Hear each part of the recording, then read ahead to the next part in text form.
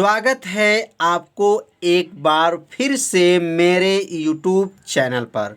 तो आज क्लास 12 के भौतिक विज्ञान अध्याय 1 का न्यूमेरिकल भाग 3 के बारे में आज अध्ययन करेंगे। तो पिछले भाग में प्रश्न नंबर 1 से लेकर के 9 तक के सभी प्रश्नों को हल करके बताया जा चुका है। यदि उस भाग का वीडियो आप नहीं देखे होंगे तो प्लेलिस्ट में वीडियो है, वहां से जाकर के उस वीडियो को देख सकते हैं। इस भाग में प्रश्न नंबर 10 से लेकर के आगे के सभी प्रश्नों को हल करके बताया जाएगा। तो प्रश्न नंबर 10 है एक यूरेनियम। तो यूरेनियम का परमाणु क्रमांक जो होता है 92 होता है और परमाणु भार जो होता है 238 होता है। तो एक यूरेनियम परमाणु अल्फा कण उत्सर्जित करता है। कौन कण? अल्फा कण उत्सर्जित करता है। याद रखिएगा, यदि किसी क्षण अल्फा कण विघटित परमाणु के केंद्र से 9 × 10⁻⁻15 मीटर की दूरी पर हो तो अल्फा कण पर कितना बल कार्यरत होगा। तो यहाँ पर वैद्युत बल की गणना करना है। तो यहाँ जब यूरेनियम है और यूरेनियम में से जब अल्फा कण निकलता है तो याद रखिएगा परमाणु क्रमांक में 2 की कमी और परमाणु भार में 4 की कमी हो जाता है। तो यहाँ पे सबसे पहले लिखेंगे हल, और हल लिखने के बाद लिखेंगे यहाँ पर Q1। Q1 मतलब पहला आवेश कितना है, तो Q1 बराबर हो जाएगा और यहाँ लिख देंगे Q2 बराबर लिख देंगे और यहाँ लिखेंगे R बराबर लिखेंगे। तो Q1 का मतलब जो अल्फा कण निकलता है तो अल्फा कण का मतलब यहाँ पर 2 इलेक्ट्रॉन होता है। अल्फा कण पर कितना इलेक्ट्रॉन होता है, तो 2 इलेक्ट्रॉन होता है। अब यहाँ मान रखेंगे। अब यहाँ मान क्या होगा, 2 × ई का मान। ई का मान क्या होता है, तो ई का मान 1.6 × 10 के पावर क्या होता है, -19 होता है। या 2 को उतार देंगे और ई का मान होता है 1.6 × 10 के पावर -19। अब यह 1.6 का गुणा जब 2 में कर लेंगे तो कितना हो जाएगा, तो 3.2 × 10 के पावर -19 कूलाम हो जाएगा। तो Q1 तो समझ में आ गया होगा कि कैसे हुआ। 1.6 का गुणा किस में करेंगे, 2 में, तो 3.2 × 10 के पावर -19 कूलाम। जब अल्फा कण जब उत्सर्जित हो जाता है तो यह 92 है। तो 92 से इसमें से 2 जो है अल्फा कण निकलने पर 2 इसका परमाणु क्रमांक जो होता है घट जाता है, कम हो जाता है। तो यहाँ Q2 जो हो जाएगा 90E हो जाएगा। कितना होगा, 90E हो जाएगा बराबर। अब यहाँ 90 लिखेंगे और इलेक्ट्रॉन का मान जो है कितना होता है, इलेक्ट्रॉन पर आवेश 1.6 × 10 के पावर -19 होता है। अब इसका जो गुणा, जो 90 का गुणा जो 1.6 में कर दिया जाएगा तो गुणा करने पर आ जाएगा 144। कितना आ जाएगा, 144 × 10 के पावर -19 कूलाम हो जाएगा। तो Q1 समझ में आ गया होगा और Q2 भी समझ में आ गया होगा। अब R का मान, अब R का मान कितना दिया गया क्वेश्चन में, तो 9 × 10 के पावर -15 मीटर। तो यहाँ लिखेंगे 9 × 10 के पावर -15 मीटर। ये किसका मान है, तो R का मान है। और यहाँ F बराबर जो है प्रश्नवाचक है, मतलब F बराबर पूछा जा रहा है क्वेश्चन में। तो अब F का सूत्र क्या होता है, तो याद रखेंगे F का जो सूत्र होता है कूलाम के नियम से, तो F बराबर होता है 1/4 पाई एप्सिलॉन 0 होता है। Q1 होता है Q2 बटा क्या होता है, R² होता है। ये आप लोग सूत्र पढ़े होंगे। यदि आप सूत्र नहीं पढ़े होंगे तो प्लेलिस्ट में ऑल वीडियो है, वहाँ से थ्योरी वाले जो अभ्यास है वहाँ से जाकर के देख लीजिए। अब यहाँ पे जो है मान को रखेंगे तो F बराबर क्या हो जाएगा, अब इसका मान 1/4 पाई एप्सिलॉन 0 का मान क्या होता है, 9 × 10 के पावर क्या होता है, 9 होता है। Q1 कितना है, तो 3.2 × 10 के पावर -19 है। Q2 कितना है, तो 144 × 10 के पावर क्या है, -19 घात है, बटा हो जाएगा। अब R का मान, तो R का मान कितना है, तो 9 × 10 के पावर 9 × 10 के पावर -15 घात, और इसके ऊपर का घात है 2 घात, क्योंकि यहाँ स्क्वायर है तो स्क्वायर कर देंगे। तो समझ में आ रहा होगा कैसे इसको हल किया जा रहा है। अब यहाँ पे इसको कैसे सॉल्व करेंगे, तो F बराबर, अब देखेंगे पहले 9 को नोट करेंगे, 9 × 3.2 × 144 उसके बाद से अब 10 के पावर, यह 9 घात है और ये -19 -19, तो -19 और -19 मिल करके क्या होगा, माइनस जो है 38। 9 में से अब 38 को घटा देंगे, बटा हो जाएगा। और नीचे जो होगा 3, अब यहाँ 9 का जो है वर्ग करेंगे तो 9 का वर्ग कितना होता है, 81 होता है, गुणे 10 के पावर -30 हो जाएगा।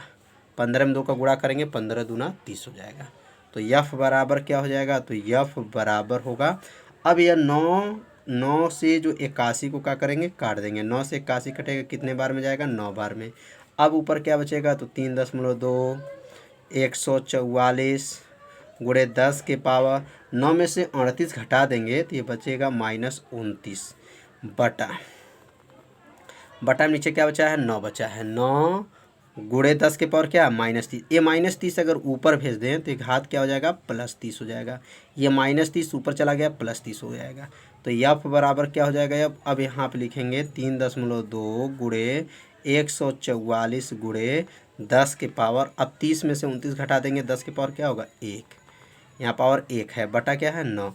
अब इस सबका गुणा करेंगे, ये सबका जब गुणा कर लेंगे तो गुणा करने पर आएगा यफ बराबर 4608, 4608 आ जाए गुणा करने पर, और भागा क्या है, 9 से भाग कर देंगे, यफ का मान निकल जाएगा। तो यफ का मान क्या होगा, 512 न्यूटन।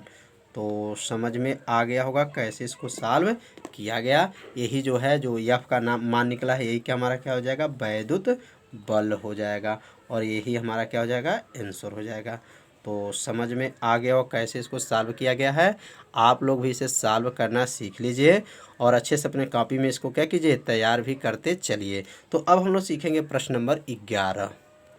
तो क्वेश्चन नंबर 11 है, दो अल्फा कण परस्पर 0.1 एंगस्ट्रॉन की दूरी पर है, उनके बीच कार्यरत वैद्युत प्रतिकर्षण बल गुरुत्वाकर्षण बल से कितने गुना है। तो यहाँ दो अल्फा कण हैं और कितने दूरी पर हैं, तो 0.1 एंगस्ट्रॉन की दूरी पर हैं।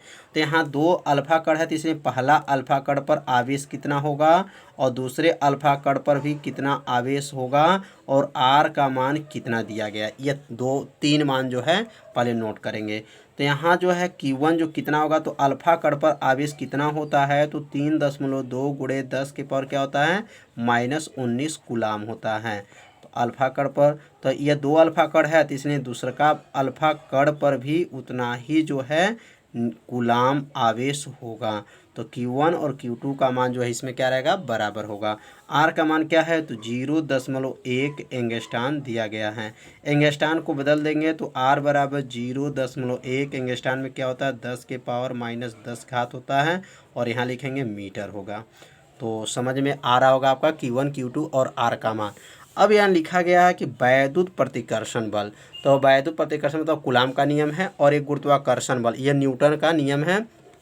अब यहाँ दो बल का सूत्र लागू किया जाएगा। तो अब यहाँ लिखेंगे यफ वैद्युत, अब यहाँ सूत्र पहले नोट कर लेंगे।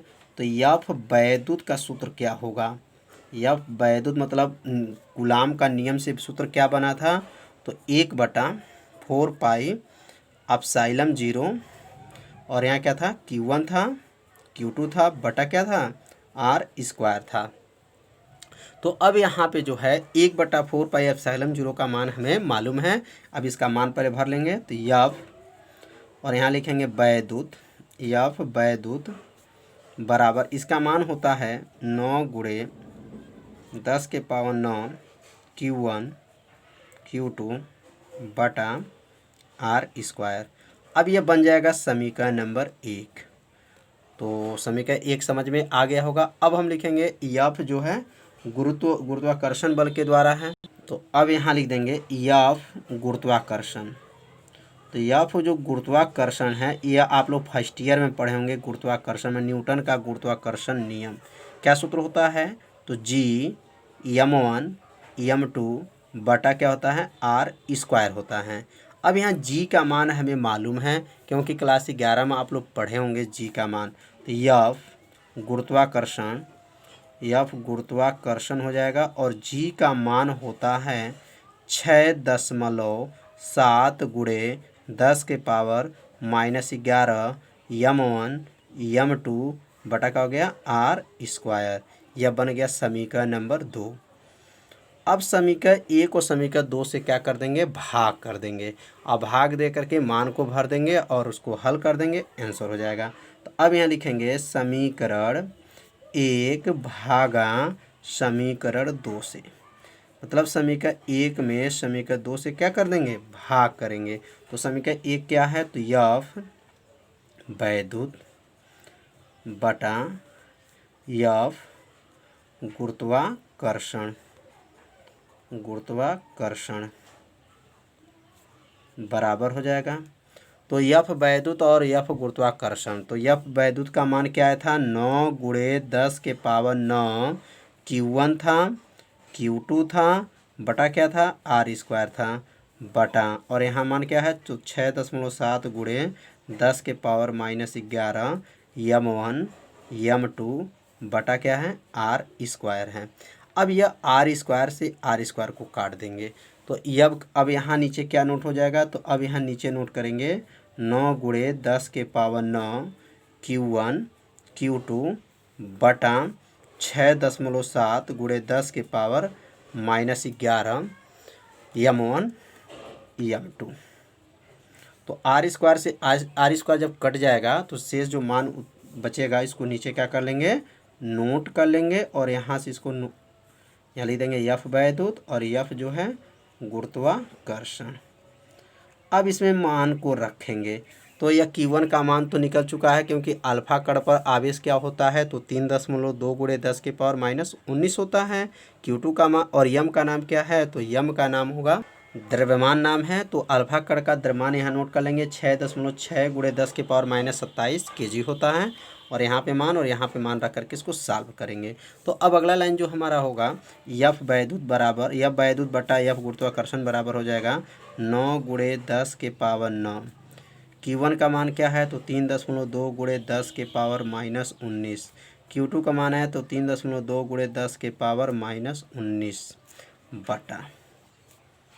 बटा जाएगा और नीचे मान होगा तो 6.7 गुणे 10 के पावर -11।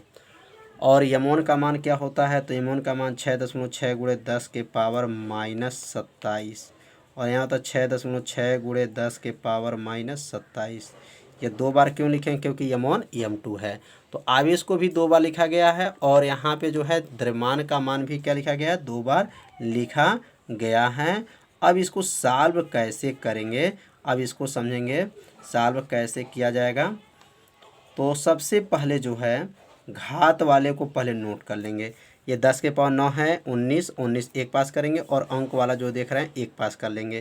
तो अब यहाँ पे अगला लाइन लिखेंगे 9 गुणे 3.2 गुणे 3.2 गुणे 10 के पावर 9 -19 -38 9 माइनस क्या कर लेंगे 38 बटा और यहाँ हो जाएगा 6.7 गुणे 6.6 गुणे 6.6 गुणे 10 के पावर -27 माइनस क्या हो जाएगा 54 और माइनस जो है 11, तो माइनस हो जाएगा यहाँ पर 65। ये -65 कैसे हुआ, -11 घात -27 मिलकर क्या हो गया -65।